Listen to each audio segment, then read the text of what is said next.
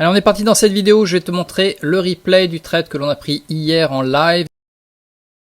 Donc le concept est simple, c'est que tu te mets sur le MES en version de 1 minute. On va attendre de finir la première heure d'ouverture, c'est-à-dire de 15h30 à 16h30, inclus la bougie de 16h30. On va noter en fait le point le plus haut, qui était par exemple ici, et le point le plus bas avant 16h31, donc la bougie de 16h30 éventuellement inclus. Comme tu le vois ici, c'était le plus bas. Et ensuite, on attend en fait tout simplement de avoir une cassure légèrement fermée en dessous, revenir et repartir vers le bas. Donc c'est la continuation de tendance, c'est ce qu'on appelle le breakout en 1 heure. Donc voilà le trade que l'on a pris hier. Comme tu le vois, en fait, on a finalement cassé aux alentours de 42. Le but du jeu, c'est vraiment d'attendre la fermeture parce que des fois, tu peux avoir une grande mèche comme ça et que ça repart directement en sens inverse. Donc tu attends que la bougie de 1 minute ferme en dessous du range de 1 heure.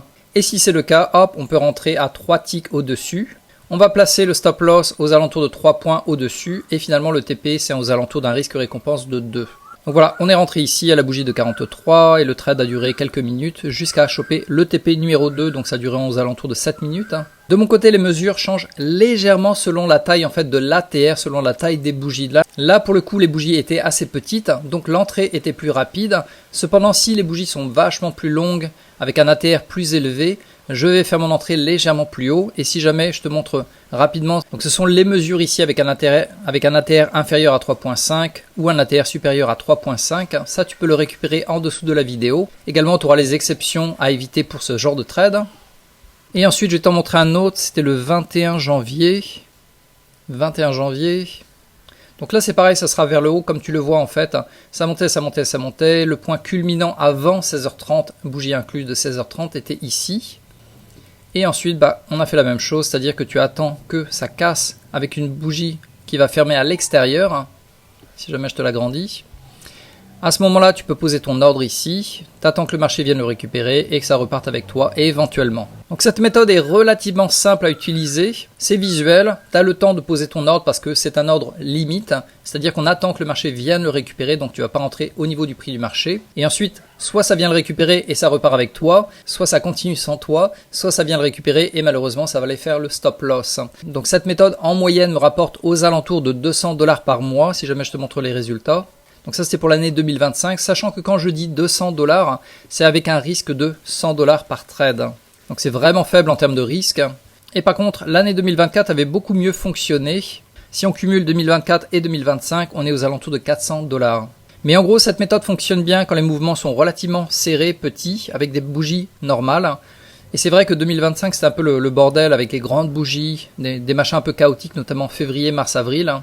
Mais quand le marché est relativement calme et régulier, comme tu le vois en mai, là tu peux faire vraiment des gains intéressants, ou encore en général en été ça fonctionne bien. Tu le vois juillet-août. Pareil pour cette année-là, juillet-août, ça avait bien fonctionné.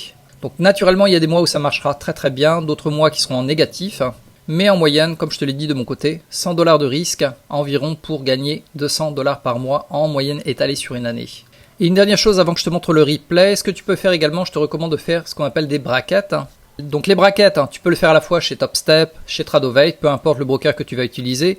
Donc tu vas lui donner un nom. Et moi je vais avoir deux brackets, donc ça va dépendre en fait de l'ATR. Si j'ai un ATR faible qui est en dessous de 3.5, également expliqué sur la version PDF que tu peux récupérer en dessous de la vidéo. Bref, si l'ATR est faible, je vais utiliser un stop de 9 ticks et un take profit de 18 ticks. Donc comme tu le vois, on a un risque récompense de 2. D'un côté tu perds 1 pour gagner 2. Quand l'ATR est plus élevé, on va rentrer un peu plus tard, un peu plus loin, ce qui permet de raccourcir légèrement le stop loss. Donc là, on va avoir 8 ticks de stop loss. Et le TP, on va l'agrandir parce que les bougies ont grandi aussi. Donc là, on a un risque récompense aux alentours de 2.5. D'un côté, tu perds 1 pour gagner en échange 2.5. Donc voilà les mesures, 9 ticks stop loss, 18 ticks take profit pour un ATR en dessous de 3.5. Si l'ATR est au-dessus de 3.5, le stop loss a 8 ticks et le take profit a 20 ticks. Ceci étant dit, maintenant je te montre le replay du trade que l'on a pris hier. C'est 10 MES. Ce serait 9. Alors, 10 MES. non, N9, pardon.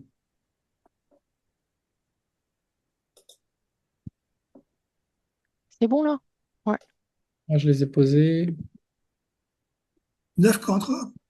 Ouais, Hmm. 9 contrats au total, ouais. Ça représente 100 $ de perte.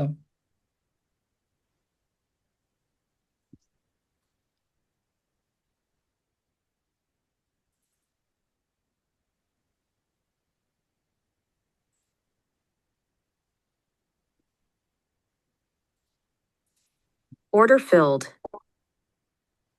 Ok, donc là on est parti dans le trade.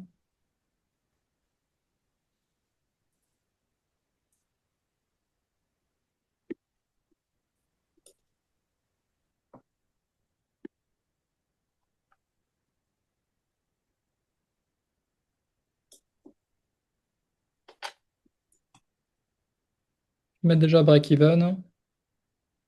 J'étais vraiment on était un tick près, quoi.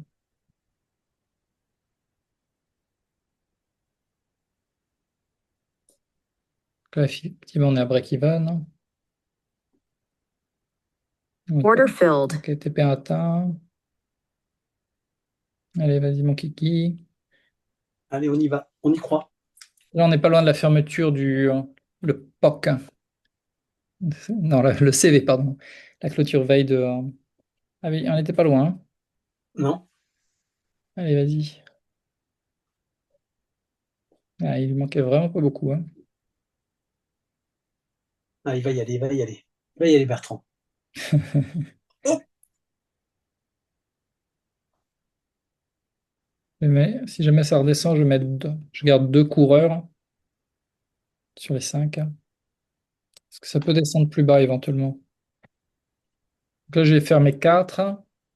Il me reste 5. Sur le TP2, j'ai mis 3. Et Reynald a dit que ça allait vers le bas.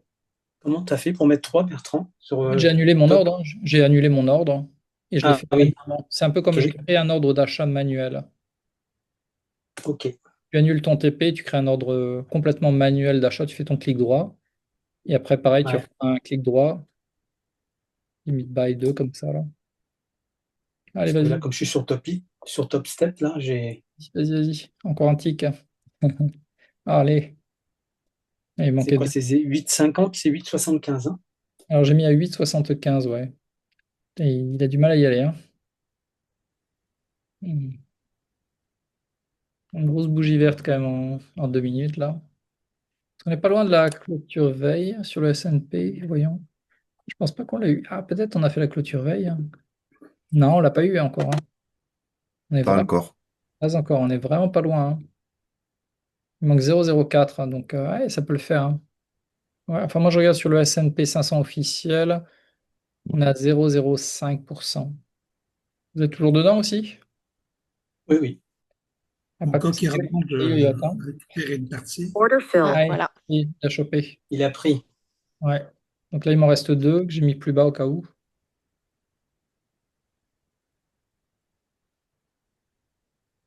Mhm. Là, c'est le mur en béton. Ça, c'est la clôture veille. C'est ça que tu dis que c'est le mur en béton. Ah ouais, ouais. Ouais, je vais dégager parce que là, je suis un peu trop. Order filled. J'ai validé 158. Pour aujourd'hui, ça va, c'est cool. Ouais, c'est bien, 150, t'as fait plus que ce que tu as besoin. Ouais, ouais, ouais. Parce que là, on était vraiment contre Mm. la clôture veille, mais ouais. Ça y est, On vient de clôturer à 100 sur les 8, là.